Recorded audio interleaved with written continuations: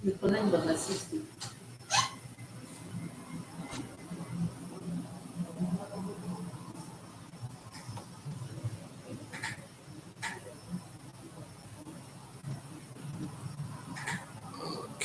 okay, okay.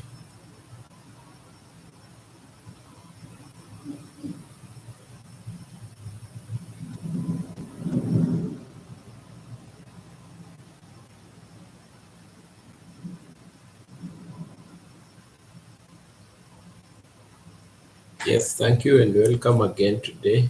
Yesterday we looked at obsessive disorders. Obsessive disorders. Today we have another topic pinned on the screen, and you can see very important topic that is pinned on the screen. We're always talking about mental health. Mental health. Welcome again. Yes, to this great topic today. I know some people were confused about disruptive disorders. Confused about disruptive disorder, but as it is, you see, as it is, um, it's written there: disruptive impulse control and conduct disorders. Disruptive impulse control and conduct disorders. Here we're talking about your conduct publicly towards people, your conduct, because this is we live in a social environment, and your conduct is worthwhile, and we need to know the keywords in this discussion of today. What are the keywords in this discussion of today? We need to also define the main topic. The main topic. Um, a minute.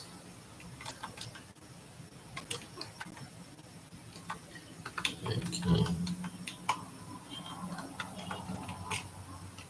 And, yes, we need to define the topic of the day. What is disruptive control, impulse, and conduct disorder? Yes, Lady M, hi, welcome to the platform. Today we are dealing with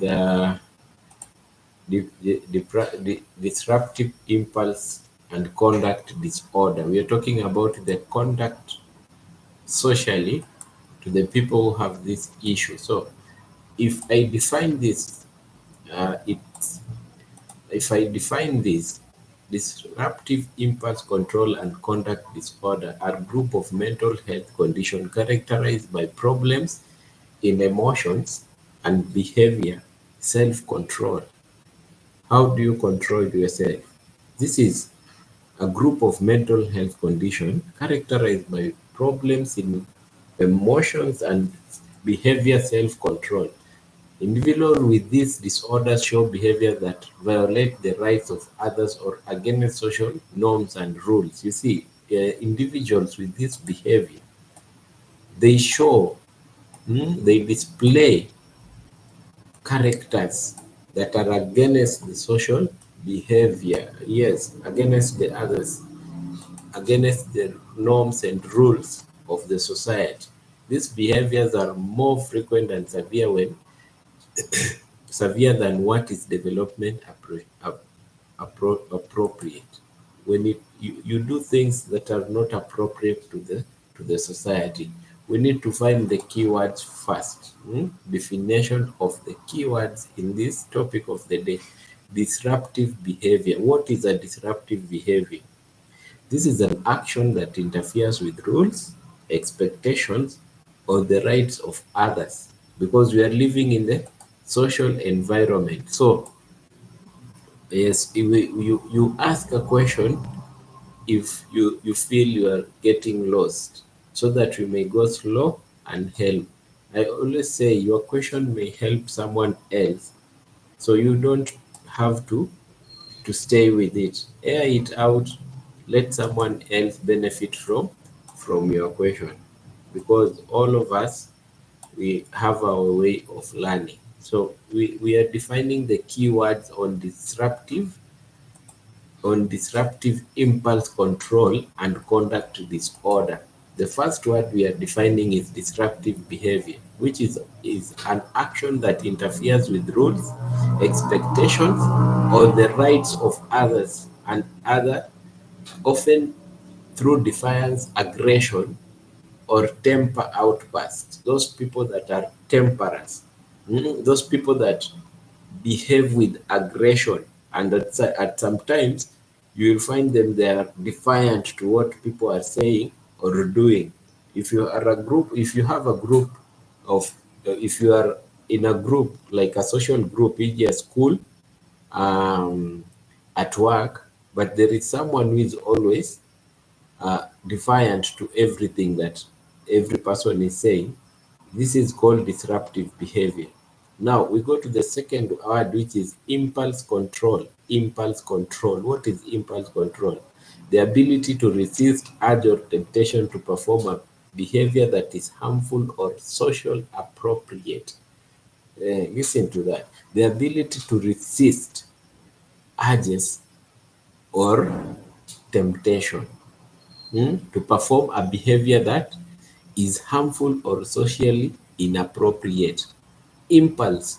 Impulse is something that you do without thinking. Sometimes people say I'm doing impulse buying. When you see something you can't resist. You know your budget is down, but you always jump up and buy it. Now in disruptive in this disorder, which is disruptive impulse control, and this word means the ability to resist urges or temptation to perform a behavior that is harmful or social inappropriate. You see that? Yes, we see what we go to the next one, which is conduct. What is conduct? Conduct definition is pattern of behaviors that show disregardable for social norms and the rights of others. A conduct, how you carry yourself around other people. Pattern of behaviors that show disregard for social norms and the rights of others, often including aggression, deceit, or violation of rules. Aggression, deceit. You know what deceit is? Yes, you see those people that are always deceitful in a social gathering or social place of work or farm, or violation of rules. There are some people that are always defiant. Violation of rules. That is type of a conduct. Oppositional defiant disorder. Oppositional defiant disorder, that is another topic that will come, but it is a keyword when it comes to the main topic of the day of the conduct disorders. You will find that there are several ways of conduct in this topic. You see, it's a group of mental health, and I've said the main topic of the day is disruptive impulse control and conduct disorders. But you see here at the definition, it is written as are groups of mental health characterized by problems in emotions and behavior self-control. So let's get down to outline this these issues. One, main disorders under this category. We will see the main disorders. One is the ones that we are going to go through today. Oppositional defiant disorder, that is one. And then we go to intermittent explosive disorder. Intermittent explosive disorder. And then we go to three, which is conduct disorder. Conduct disorder. And then we go to four, pyromania. Pyromania. Let me outline, then if someone is taking the notes, to just outline, then I'll go down and explain. And then we have kleptomania. Kleptomania, that is the fifth. Those are the main complications when it comes to disruptive impulse control and conduct disorder. Now, conduct disorder. What is conduct disorder? We are still on the terms, the main terms. A more severe condition involving aggression to people, animals, destruction of property, deceitfulness, thief, or serious rules violation. That is a conduct disorder. Then we go to number 6. We are still talking about the terms intermittent explosive disorder, related episode of sudden explosive aggression or violation outburst out of proportion to any provocation. Intermittent explosive disorder. Any small provocation you outburst and you are everywhere, shouting, doing everything. We have pyromania. Pyromania is a topic that we will talk about it. Kleptomania is a topic again that we have outlined. We're talking about it. Antisocial behavior. Everything that we are talking about here is antisocial behavior. Behavior that is hostile, aggressive, or violation of social norms, often seen in conduct disorder or antisocial personality disorders. Get it? That is always seen in antisocial personality disorders. We talked about personality disorders, you remember, somewhere back. And if you want to be at par, you go back to that. You go and go through the personality disorders that we talked about. Vindicativeness. What is that? A tendency to seek revenge or show spiteful behavior, often in ODD, the topic of today. Temper outbursts, people that are temperamental. You see, that is your your part. Now, we have said we are dealing with a group of mental health issues under disruptive impulse control and conduct disorder. Yes. Okay. So are these? What are these groups? We start with the first one, which is oppositional defiant disorder. What is oppositional defiant disorder? Someone may come in and ask you, what is oppositional defiant disorder? Mm,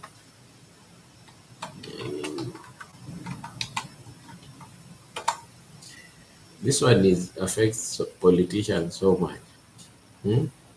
Let's define it and know what it is so that you may put yourself where you belong or put someone else where you belong. Oppositional defiant disorder is a behavioral disorder in children and adolescents characterized by a persistent pattern of anger, argumentative, and defiant behavior directed towards authority figures. Who are the authority figures? Teachers, parents. Yes. Sometimes when you are at work, you know you are authority, your managers. Yes. You see, I repeat, it's a behavioral disorder in children and adolescents characterized by persistent pattern of angry, argumentative, and defiant behavior. You want to argue every time. Told any rules, you don't want to follow them straight. You want to be argumentative. It involves emotions dysregulation, deliberate defiance, and sometimes spitefulness, but without the serious aggression of violation of rights in conduct disorder. You see, it's a mischief, but here we are told it involves emotional dysregulation, deliberate defiance, and sometimes spitefulness, but without the serious aggression of violation of rights seen in conduct disorder. Seen in conduct disorder. You see that? Now, uh, how can we characterize or come and see that and say this person has a positional defiant disorder? We have seen the most category of people that are affected are children and adolescents. Now, this one goes to the parents, and I see Lady M in the platform. I don't know where she has gone. Me see. Yeah,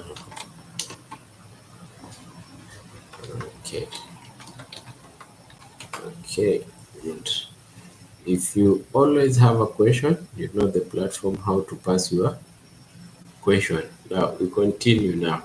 How can we get to know that this person is suffering from this particular problem, oppositional defiant disorder? How can we know? Hmm? One, this person is angry, always argumentative, hmm? Always argumentative, and at time he is vindicative. He is vindicative. Hmm? He has been spiteful or vindicative at least twice in the 6 months. You in twice in 6 months, you see that. But argumentative and defiant behavior often argues with authority, actively defies or refuses to comply with rules, deliberately annoys others, blames others for their for their mistakes or behaviors. You see, that is argumentative. You don't want to own up to your problems, or you are always defiant. You don't want to own up to your mistakes. You are angry and irritable mood, always irritable, often loses temper, hmm? Often loses temper, is often touchy or easily annoyed. There are some people that are always easily annoyed. See that? Is often angry and resentful. These characters may be on for at least 4 months to 6 months plus. And if you get at least three of what I've talked about, angry and irritable, argumentative, and vindicativeness, and you see there are three, but you find like two things are appearing towards the three. Like, let's say a person is often losing temper and disrespectful. At times he's just angry, and sometimes deliberately annoys other people. You know, he's suffering from this complication. From this complication, we have said it's mostly in children, and there are some uh, risk factors that come out on this. Those people that are at risk of getting this, the same children. But I've seen some people behave like this when they're adults. So when you see a person behaving like this when this person is an adult, you will at least know how to handle this person. The risk factors are biologically, when a person has a neurobiological dysfunction, this person psychologically will have poor emotional regulation. We have talked of neurobiological dysfunction. This is a topic I really need to go through it before we go for neurobiological dysfunction. Psychologically, this person will have poor emotional regulation, environmental, inconsistent or harsh parenting. You see, now parents that are very harsh to their children, you may expose your child to this. It's not right, because when you are so harsh to your child, or if you are a guardian, you interfere with neurologic function, mostly the release of neurotransmitters, and this person may grow up having this complication. And then we have genetic predisposition, low frustration tolerance, genetic predisposition, where you can't handle frustration. That is psychologically, and family conflict or abuse. Parents, family conflict and abuse. Do things when your children are not seeing, because you see what you are exposing them. ADHD or mood disorders. These disorders make some people temperamental. and parental mental illness or use of substances. You see this? Yes. We continue here. Cause and prognosis may resolve with age, because when a person grows, this person learns how to outgrow some things, but some others cannot outgrow it. We will see why. Especially with early intervention, some people outgrow it. In some, it progresses to misconduct disorder or antisocial personality. In the people that say I'm an introvert, always alone, and they have temperamental issues, they are suffering from this condition. There are some conditions that may be confused by this condition, and the condition that may be confused by this condition, by this conduct disorder, you may find conduct disorder or DD, lack serious aggression and criminal behavior seen in conduct disorder. In conduct disorder, you may see a person that this person does not lack, it lacks aggression, is not into criminal behavior. We will know that this is a differential diagnosis. ADHD. hmm, We all know about ADHD. We have talked about it several times. ADHD. This one may be uh, confused of, of this type of complication. You see, in ADHD, intention impulsivity is primary in ADHD. Oppositional behavior may be secondary. So you may confuse ADHD. Someone is asking what is ADHD. I may urge everyone to go through our previous topic so that you may be at par with these terms. ADHD is attention deficit hyperactive disorder. Attention deficit hyperactive disorder, which is a neurological disorder that affects both children and adults. It's characterized by persistent pattern of intention, hyperactivity, and impulsivity. But you see, you may confuse it with the main topic of today, which is oppositional defiance disorder. So ADHD is characterized by several things like inattention, hyperactive, and impulsivity. So you may confuse it. You really need to do a good diagnosis to differentiate between these two. And then we've gone through oppositional disorder.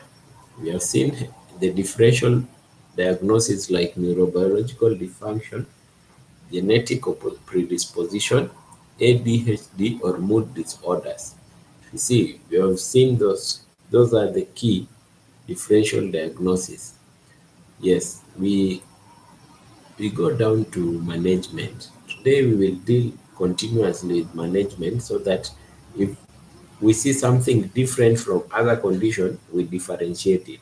Now, management, the first line, management here is a psychosocial intervention. That is the first line. Parent management training. If you see a parent who is having this problem with the teenagers, mostly when it comes to teenagers, in oppositional problem, you need to train the parent.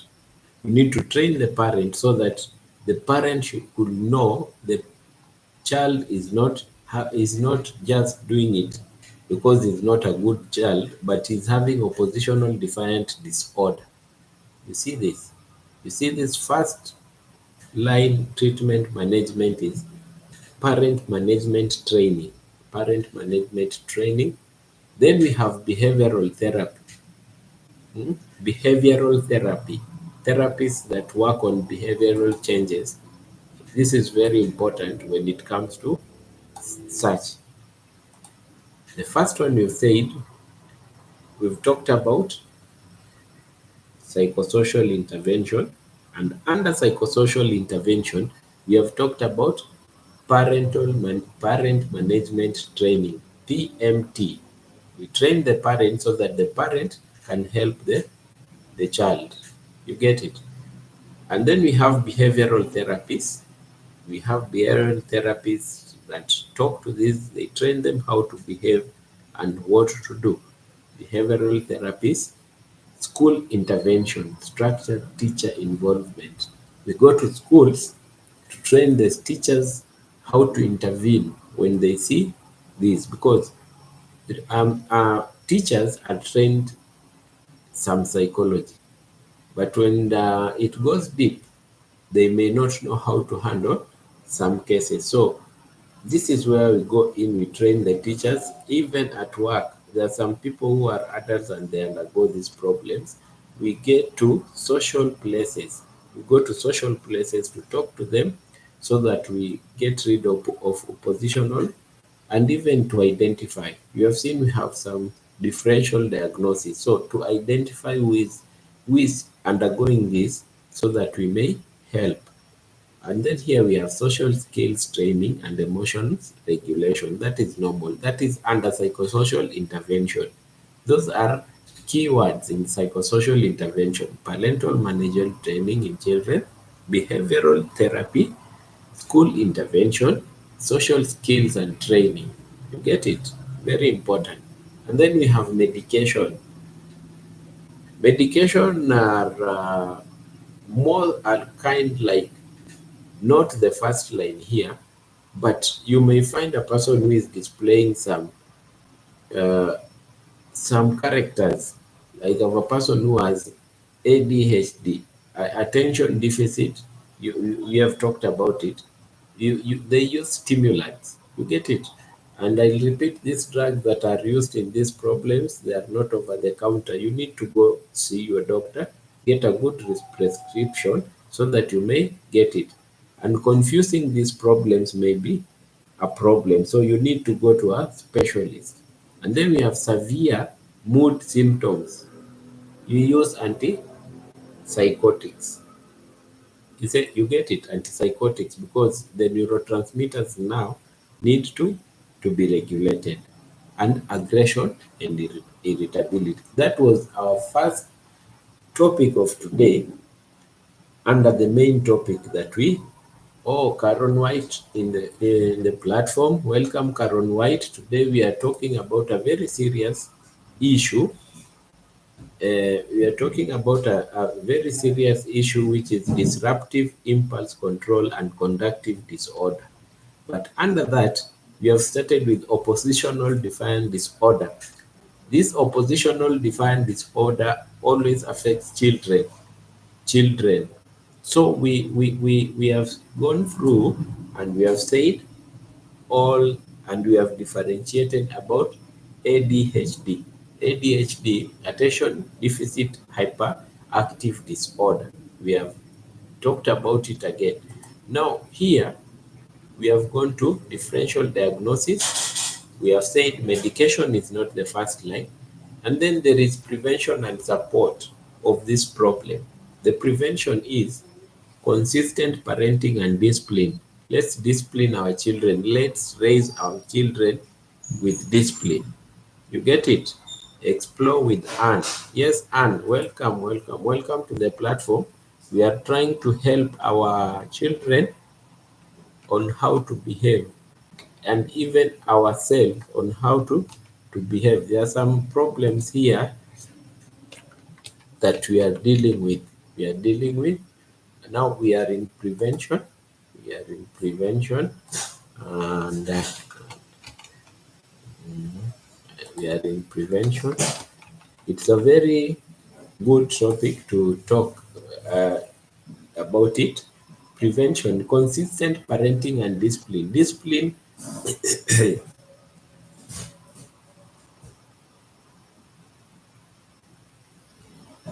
his mom keeps him active all the time. Yes, Karen White.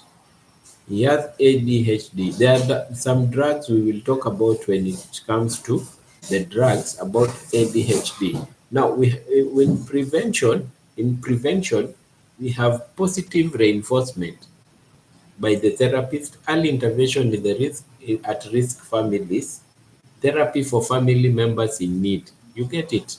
We have that is the topic we have under oppositional defiant disorder was our first topic.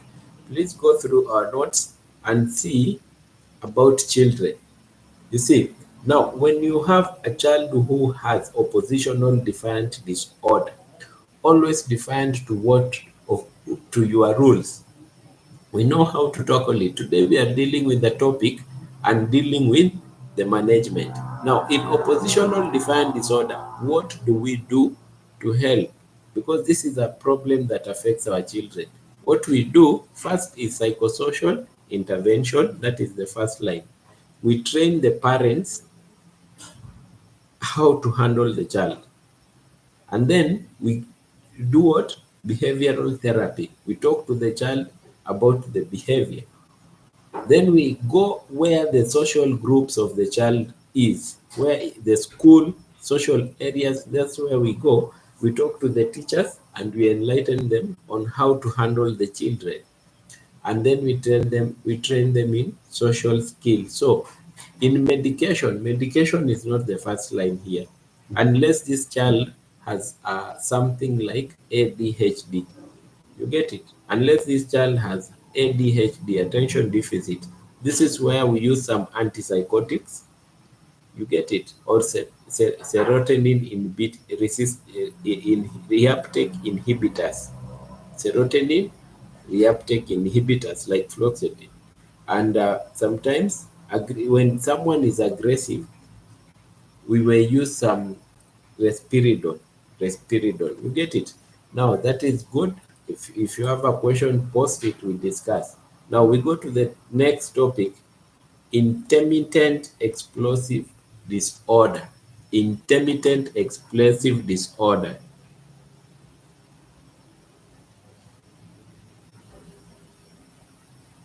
Yes, Exploit Anne is saying you got to have a lot of patience because they cannot get frustrated, and you as the parents doing the same, but you have to get guidance from Almighty. Very true, very true. This is a very complicated area, and you have to get guidance both way from the specialists and the professionals, because sometimes you may lose your track when you are not getting the right guidance from the professionals.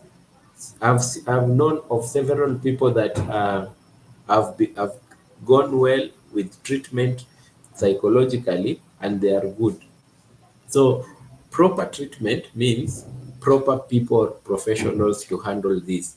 That's why we are here to discuss, to know this is not a problem that needs only talking, but it needs this specific person. Now we learn and we know. Now our second topic here is intermittent explosive disorder. Intermittent explosive. What is intermittent explosive disorder? You see, explosion.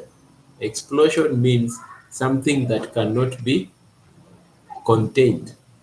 You see, something that cannot contain. Remember, our key topic today is called. Our key topic today is disruptive impulse control and conduct disorder. But under that, we have some subtopics that we are running, like oppositional defiant disorder, which we have seen mostly affects children. But the second one is intermittent explosive disorder. Intermittent, what is intermittent explosive disorder? Intermittent explosive disorder is a type of disruptive impulse control and conduct disorder characterized by repeated sudden episodes of impulse, aggression, violent behavior, or angry verbal outbursts that are grossly out of proportion to the situation, raising storms over a cup of tea. We usually call it raising storms over a cup of tea. You take a small matter that is can be sorted out, but you outburst it to be a big matter and you explode aggressively. You see, What are the key features in this? The key features is when it comes to verbal, you yell, scream, insult, or threats. You get it? Intermittent explosive disorder. And then there is physical, hitting, throwing object, property, and distraction. If you ever seen a person uh, outbursting, shouting, rolling down, hitting some things, this person mentally is undergoing this intermittent explosive disorder. And this person really needs help. It's not a matter of this person is not a good person. No. Every person is a good person. Every person just needs the right people to help. You get it? Even thieves, because being a thief is a disorder. Okay. Now we go to the key feature number 2. We have seen recurrent outbursts of verbal yelling, that is verbally and physical hitting.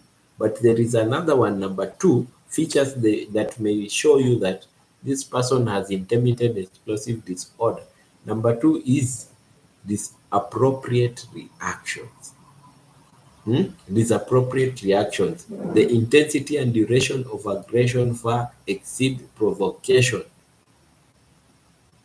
Imagine you have just brushed over someone while you are walking, but the verbal and the aggression that this person comes out with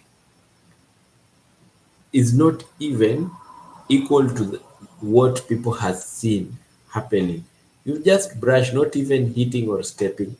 You get it? You are walking along the pathways, you accidentally brush someone because maybe you are not looking a particular side.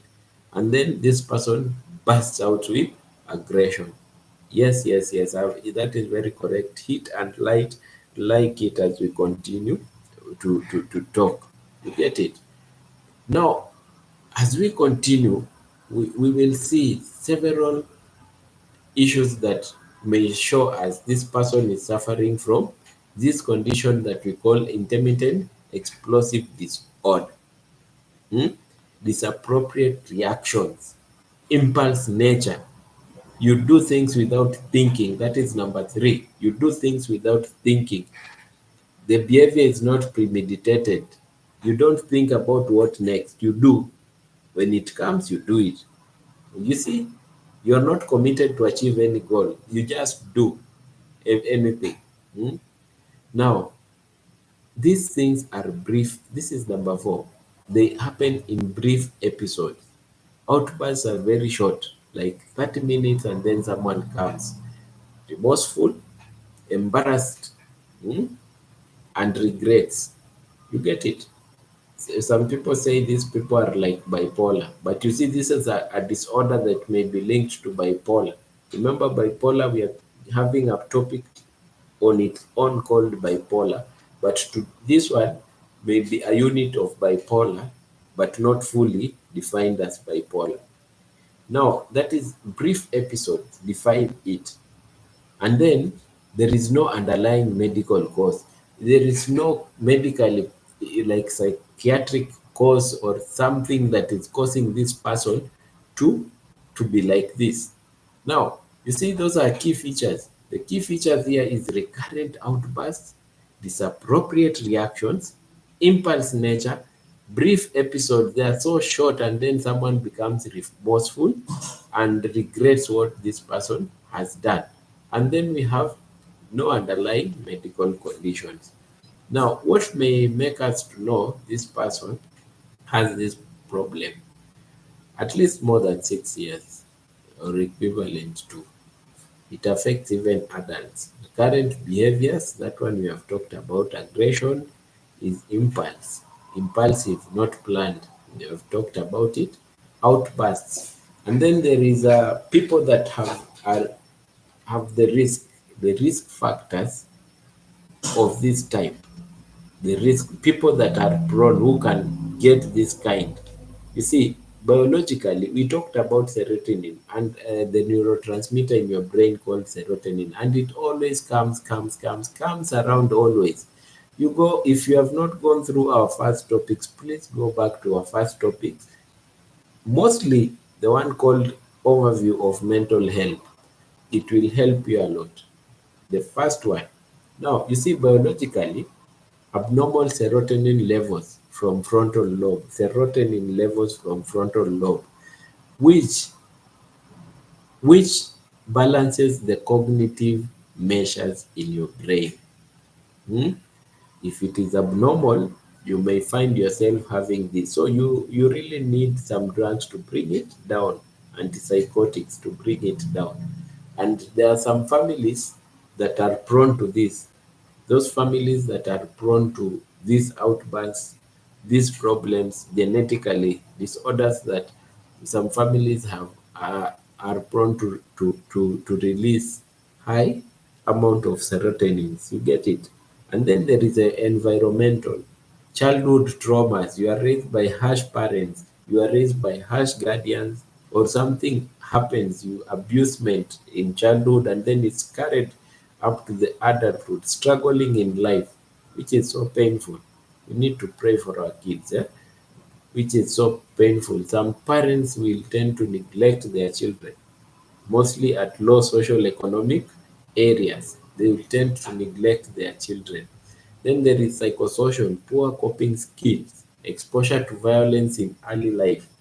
Let's not expose our children to violence at early life. And then there is would you confuse with this? This one you may confuse it with oppositional defiance disorder. As I said, bipolar. Bipolar, we will see how it is different from what we are talking about today. We will come and see bipolar disorder on its own. Substance use disorder or neurologic conditions like epilepsy or head trauma. You see, when you have epilepsy and head trauma, the frontal lobe helps you to control the cognitive issues of your life. But when the serotonin levels which are produced in the frontal lobe are more because of head trauma or are less, you will display with this problem. You get it? You will display with this problem. So you don't confuse oppositional defiant disorder, conduct disorder, bipolar disorders. We will talk about them with substance disorder, with the topic of the second topic, which is intermittent explosive disorder.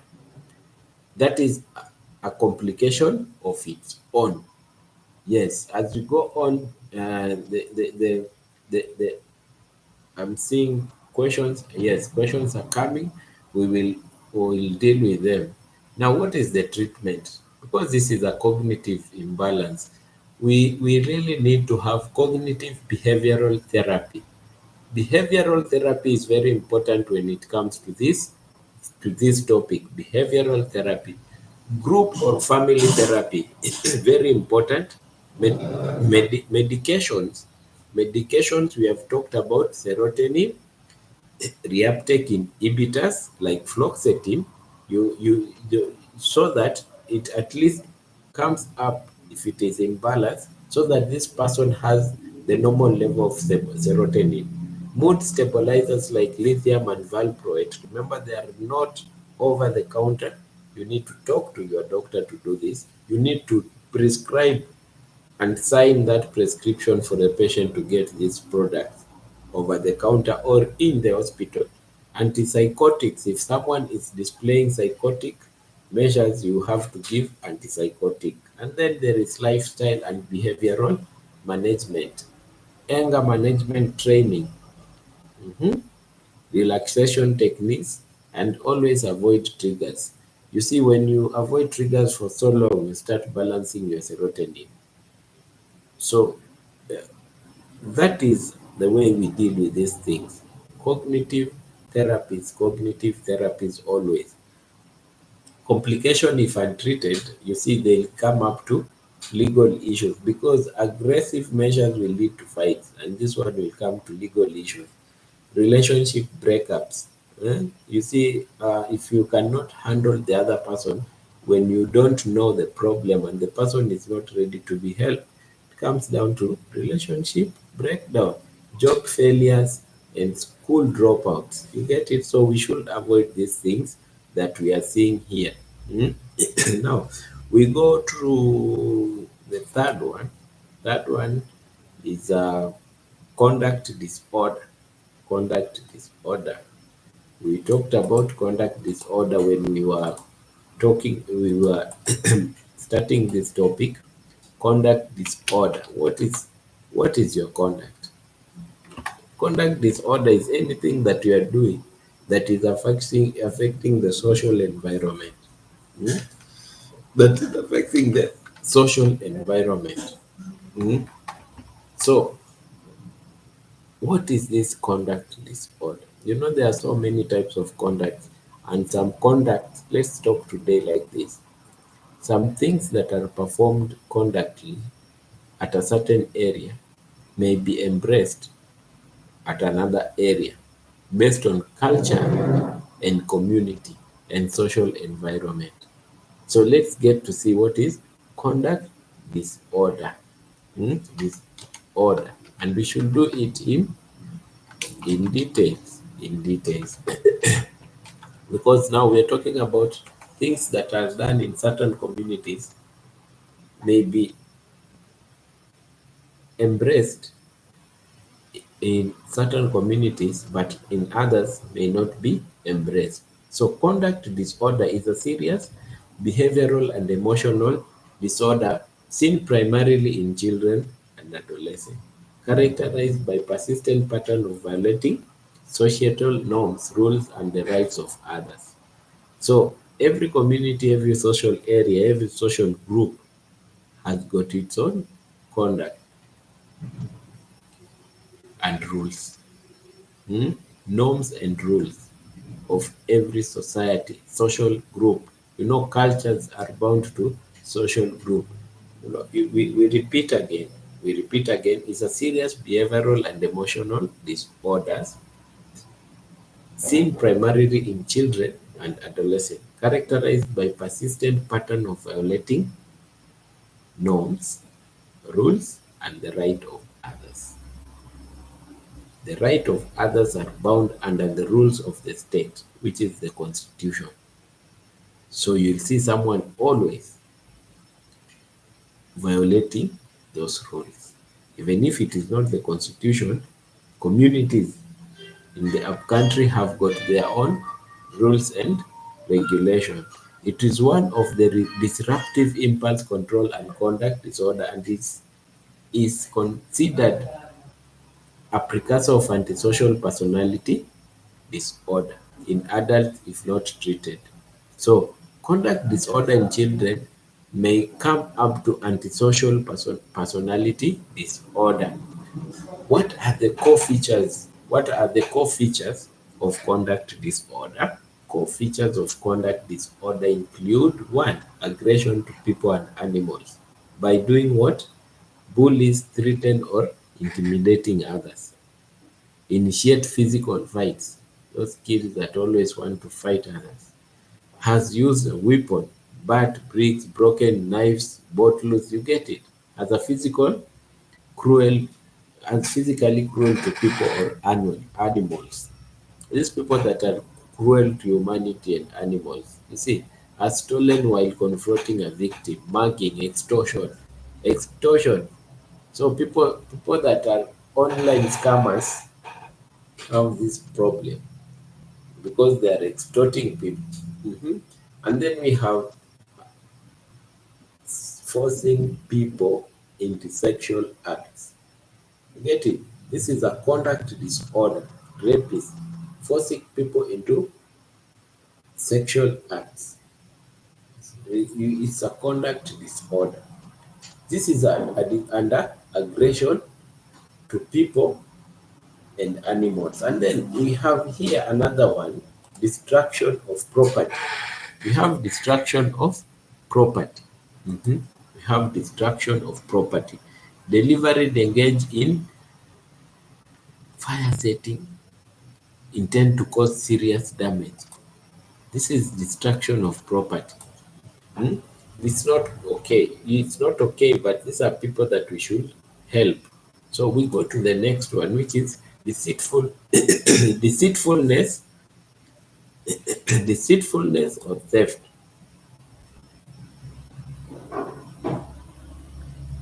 would you believe is child and a student? Yes, Caron White. Very true. Yes, yes, yes, yes. Destruction of property. You see, deliberate engagement in fire setting with intent cause to cause serious damage.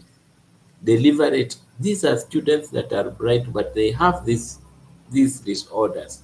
Hmm? Deceitfulness is like being a liar. Has broken into someone's house building on cars. Lies to obtain goods, favor, or avoid obligations. Conmens. Has stolen items or trivial value without confronting a victim. Shoplifting. Children that always get, we will always see them shoplifting. You see, this is a problem, shoplifting. Serious violation of rules. This is where now legal issues come in. Hmm? Subtypes. Here we have subtypes of this complication. It's not just when we are categorizing them, there are subtypes like child onset type before age 10, more severe, higher risk of adult antisocial behavior, often associated with ADHD and ODD, attention deficit. This is before age of 10 years. And then we go to adolescence onset time. This one is less aggressive, better prognosis. When you talk to them, they improve. Unspecified onset, even in adulthood, you will find someone being like this. Not enough information. You see, here is in adulthood. Hmm? And then we go to with limited prosocial emotions, lack of remorse and guilt, all those that now who are at risk of being like this. We have seen it can be neurologically induced, brain death, brain traumas, genetic makeup. When you release low serotonin, the cognitive neurotransmitter that help you, neurobiological factor, reduced serotonin, low cortisol, amygdala dysfunction. We have talked about amygdala. You remember it is coming here again. Environmental, harsh parenting.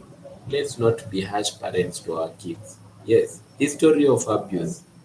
We have talked about abuse, exposure to violence. We expose our kid to violence at an early age, association with delinquent peers at the ghettos.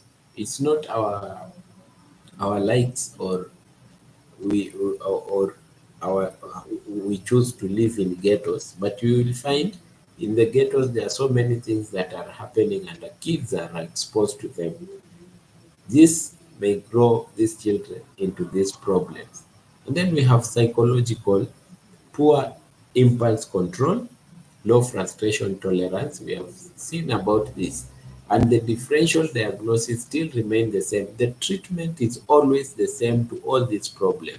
Cognitive therapy behavior, anger management training, family therapy, and social skill training. You get it? Medications, stimulants, if you see anything of ADHD. And then we have anti-typical, Dorothy, anti-typical antisocial. You'll get atypical antisocial, antipsychotics like risperidone for aggression. You get it? Mood stabilizers like lithium, those is the treatment. School and community intervention always helps. We go to our next, which is the fourth one. The fourth one that everyone has been asking, which is pyromania. Pyromania in details. What is pyromania? Someone may tell you this child or this adult is undergoing pyromania. Today we will learn even kleptomania. Hmm? Even kleptomania. We will see what is kleptomania. Who is a kleptomaniac? People always say this person is a kleptomaniac. That is what we will end with today. Pyromania is the topic that we are doing it right now. Pyromania is a rare but serious impulse control disorder. It's rare but serious, but Serious impulse control disorder characterized by a recurrent irresistible urge to deliberately set fire for pleasure. Imagine gratification or relief. You have that impulse of setting fire for pleasure. So there's some people who really love and like to burn things up when they are angry. Hmm? And this is not for any gain or revenge or political reason. They just like when they are demonstrating, they go up, they set things on fire. These are pyromaniacs. It falls under the category of disruptive impulse control disorder. Everything that is impulsive, it falls here at the pyromania. How can we know this person is pyromaniac? Deliberate and purposely setting fire. Pyromania is related to fire. Fascinated with fire. He looks at fire and feels good. You see, curiosity about fire, pleasure, gratification, or relief after the fire is set. When the fire is so big and is burning everything, this person feels so good. Get it? The fire setting is not for any gain, not even monetary gain, to express political or any. No, this is arson. No, no, no, not any gain. No, this one is a very short one. Important distinction pyromania versus arson. What may differentiate pyromania with arson? Driven by intentional psychology gratification. It is intentional psychology gratification. But arson usually has external motives.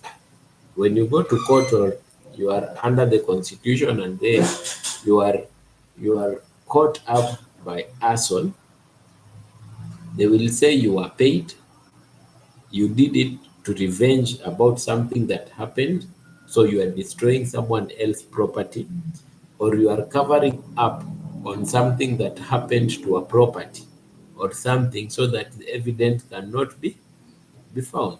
That is the difference. In pyromania, driven by internal psychological gratification, psychological characteristics in these people have poor impulse control. They do it and they do it without thinking, feel tensional and anxiety before setting a fire, experience pleasure or relief afterwards after they have set the fire. They experience the pleasure, may be social isolated or have difficulty with authorities. Often watch fire, call emergency services, or linger at the fire scene.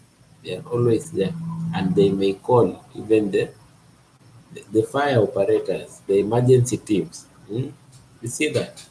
Possible causes still the same: biological, psychological, childhood traumas and neglect. That is psychological.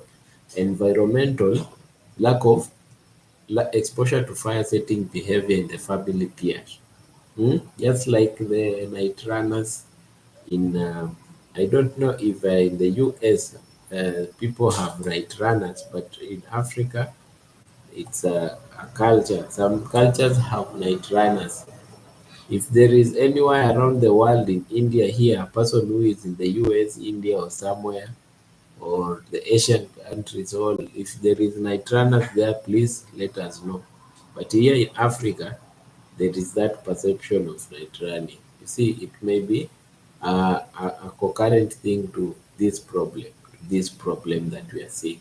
The treatment will still be the same, and the differential diagnosis will always be the same: substance intoxication, maniac episode, bipolar, that is bipolar, conduct disorders, and delusional disorders or schizophrenia.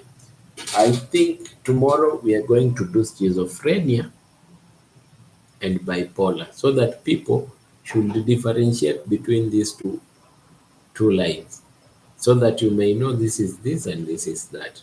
Treatment, psychotherapy, family therapy, medications like serotonin inhibitors, reuptake inhibitors, fluoxetine, mood stabilizers, and antipsychotics. You get it? If you see, if this one, if we is left untreated, You'll get to legal action, injury or death, destruction of property. You get it? Now we go to kleptomania, which is the last topic. Today our topic has been short, kleptomania, kleptomania. But tomorrow we are going to do bipolar disorder, and if you get time, we'll run on schizophrenia. I know everyone will want to talk about bipolar disorder so that we see the difference between bipolar disorder with these other topics that we are we have been going through. Now, who is a kleptomania? A kleptomania is a rare and disabling impulse control disorder characterized by recurrent urge to steal items that are not needed for personal use or monetary value. This person always steals. This person always has the urge to get something, even if it doesn't help him or her. This person always wants to get something.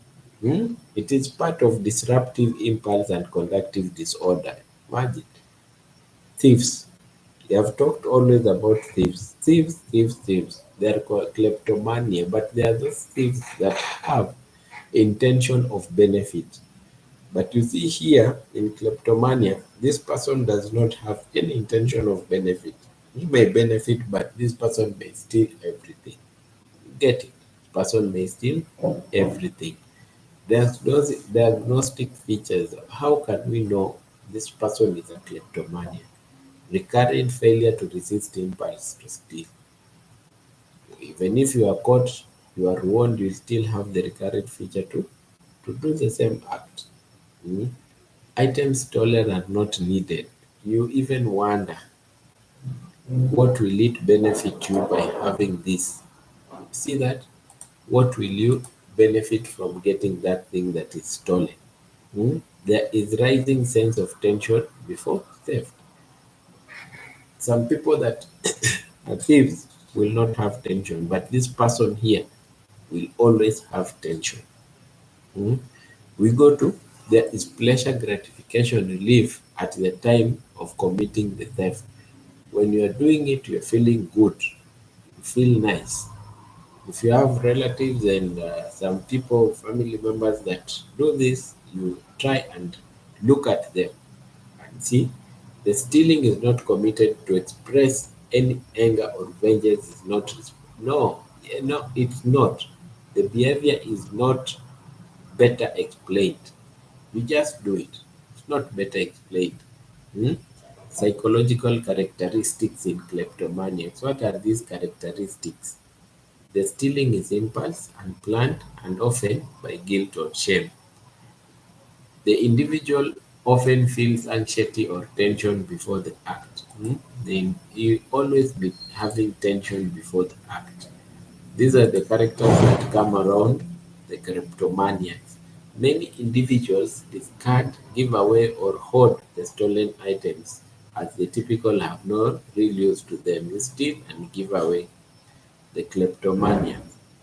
Risk factors, we have still go to biological, psychological, comorbidity, disorder, and then we have differential diagnosis here. This may be a bit different, like it's a conduct disorder, antisocial personality disorder, maniac disorder. Stealing may occur partly of risk behavior during elevated mood. OCD, those may be intrusive, ego, compulsive, and relative anxiety. Treatment, the same, psychotherapy, medication, supportive group, and psychoeducation. Yes, yes, yes. See, that is concerning the kleptomania. And you have seen most of these there today we have talked about disruptive impulse control and conduct disorders. But we have gone through several types of conductive mood disorders under this impulse control, and these are oppositional defiant disorder, intermittent explosive disorder, conduct disorder, pyromania, mhm, pyromania, that one we have looked at it, setting fire, people that are like fire, and then kleptomania, who steal without even use of the product that is being stolen. So tomorrow, if we get time, uh, see today there are not so many questions, not so many questions. So tomorrow, if we get time, what we will do is we will do bipolar disorders. We will start with bipolar disorder. Bipolar, let me put it on disorder, and then we'll do schizophrenia. So if no one has a question or anyone wants to say something, I log off so that we talk tomorrow about our topics. Thank you very much for everyone who has listened to all the questions. Everyone who has raised concern, we meet tomorrow at the same time for bipolar disorders.